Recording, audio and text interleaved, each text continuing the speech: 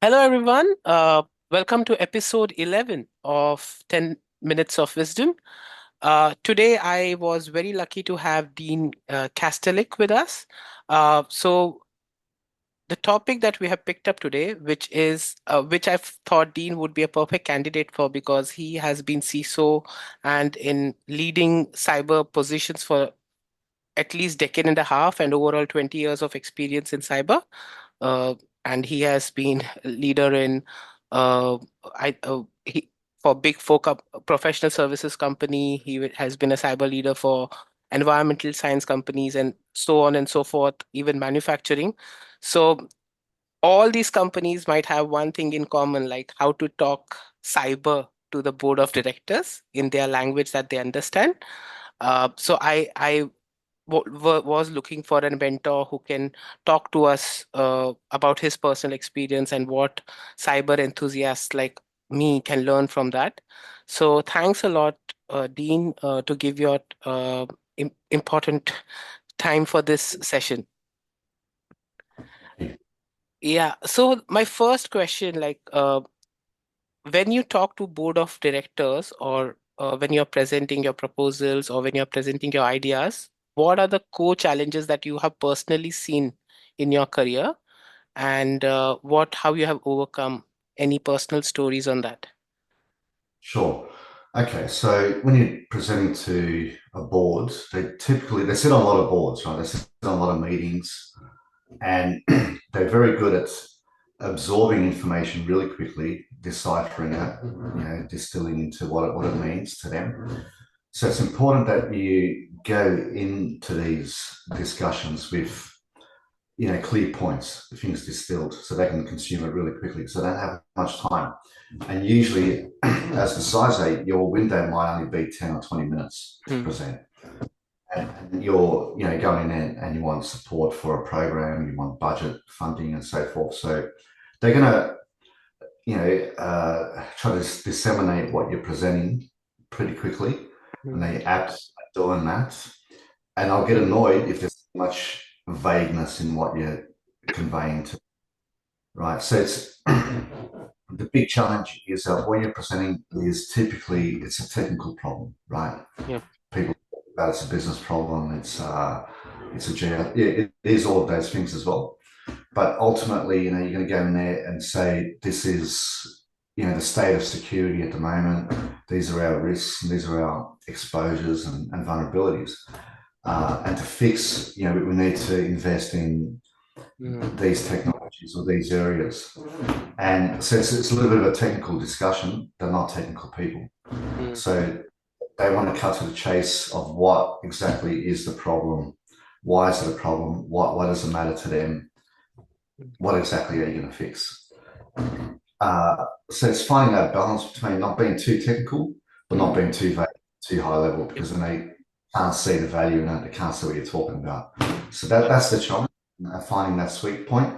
Hmm. Now, everybody, right? So in some organizations, they just want something very high level, fully risk-based discussion and, Hmm. and technical details, what the mitigation or the controls can be.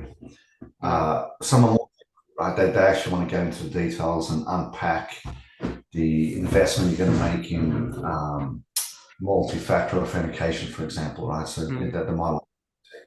So understanding what you know, the culture and the expectations of the board Hmm. are. You need to determine that before you go in there. You have to, get that from other, obviously from, if you're working closely to CTOs presenting there, they will provide that feedback. Hmm. And so the other challenge is then to have a narrative that's going to resonate with them, and it's going to be and month in month out, right? So if you've got a Yeah. month, typically you might have a quarterly board meeting. I think that's more common frequency. Hmm. So it's you got to think about how are you going to present your content, your story, around security, what you've done, with security each quarter, and keep it relevant and keep the intimacy there with the board, so they Hmm. one month to the other. Yeah. What you're trying to avoid is your narrative looking static, right? So you've gone Mm, in there and, month one, you talked about the problem, and you've done some assessments with third parties and they brought, and they've reported that the maturity to be such and such. These are important inputs, but it's important to not be overly focused on stuff that's too static, right? For example, you've done a maturity assessment across the board and they found that your cyber posture was a moderate or whatever. mm, The maturity levels across the different pillars of you know the CSF framework with these. And mm, the problem with that is you're not going to improve the maturity in a short amount of time, no matter what you do. Right? It's a long journey. So going to board meetings and talking about the maturity only, that's going to it's going to look static. mm, First month going interesting. I mean, the second quarter, and start, thinking, well, okay, you've just started. But after a year, they're going to lose interest, right? It's not showing how mm. and uplifting, their, the cyber posture, reducing risk. So you're going to be a bit more, you've got to identify some issues that you're going to address over the next year or whatever your Yep, roadmap is, yep. for a year. And then pick the things you're going to focus on that quarter.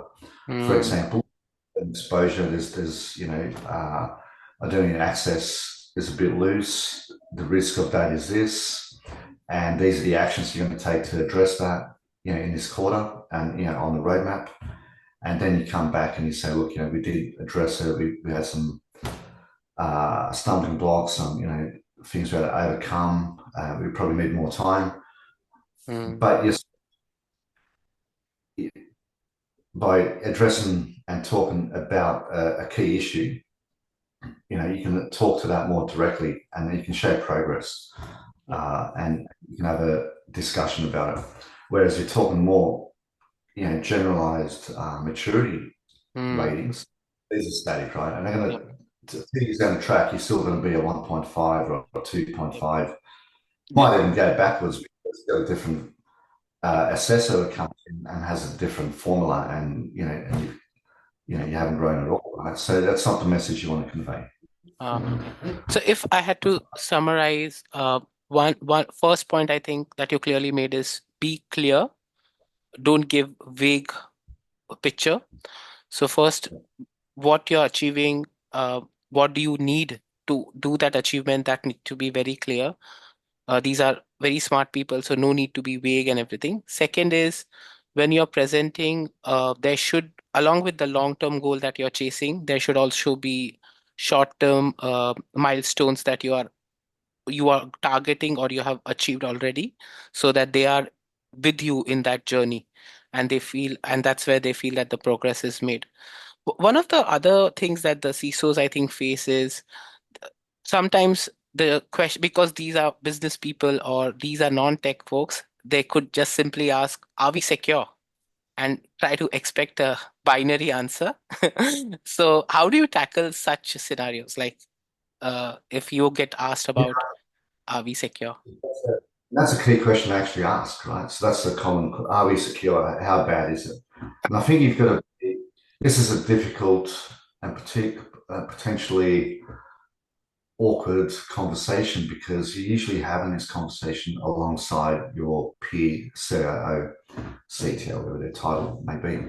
Now, you don't want to, so you got to be mindful that whatever message you're conveying is not, is constructive, right? Yep. So, you should be transparent and honest and say, about what the risk is and where the risk is. So it's going to Mm, understand how to present risk in ways that sort of resonate and they can understand, right? So, for example, your cyber risk is general, right? You just mm, say cyber.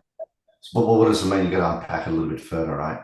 And in this organization or this organization, we're more vulnerable to a ransomware attack, but we probably less vulnerable to a data loss event because we've got yep. all these good goals, but we're a bit exposed over here. Mm, And we're not. patching our systems, or we don't have good end user computing. Mm, Uh, so we need to uplift that, right? So are we secure in the event of a major ransomware attack? At the moment, we've got some vulnerabilities and some issues, mm, gaps we've got to overcome. mm, We're good on this in this area, and there's another bright point over here. So you got to be, transparent, but not paint a gloomy picture only. Not paint a picture that puts other members on the board, in a bad light, right? mm. So it's not easy to, navigate that delicate sort of, this delicate issue. It's a common question, and Mm. yeah, I mean, you typically, never fully secure, right? And that's why they've Yep. got you, and they looking for you to address that. Yep. So, like you have been in this industry for so many years and been addressing this. So, since I think last decade, what changes you have seen in the attitude of board of directors towards cybersecurity? Is there been any change? There's been significant change, right? So now, I worked in security when it was a very niche, unknown. It was difficult to find another role because Mm, organizations except the regulated ones cared about it. Now, what's changed? I think the most significant change I've seen in the last 10 years, uh, this transition, or should I say, bigger focus on governance, mm, right? So everyone, was very technically focused, and let's focus on endpoint protection, patching, firewalls, and all the tech. And these all are very important still. They haven't gone away as in their importance. But what was missing a lot was the governance and mm, getting organisations and boards to buy into that and include cyber and security, information security risk in the broader risk context and discussions, and embedding you know security governance in the broader process, right? For example, enterprise architecture is there. It's a very important that you have governance over your architecture.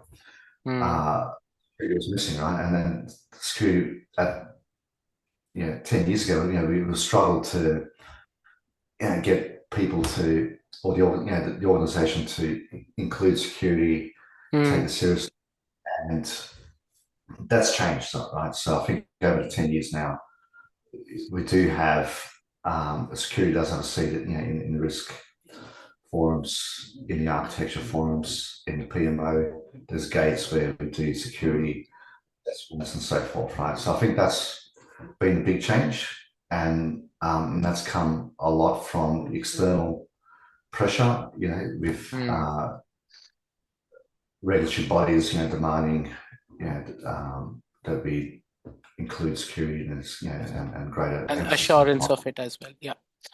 That, Sure. Right. So, so thanks a yeah, lot, Dean. I think we are our time's up, but I think in 10 minutes you were able to give a good insight on how a CISO's discussion with board goes, and what you need to be aware of while talking to board of directors or business people who are non-cyber or non-technical. So thanks for those inputs. Hope to see you soon, Dean. thank you. It was a pleasure.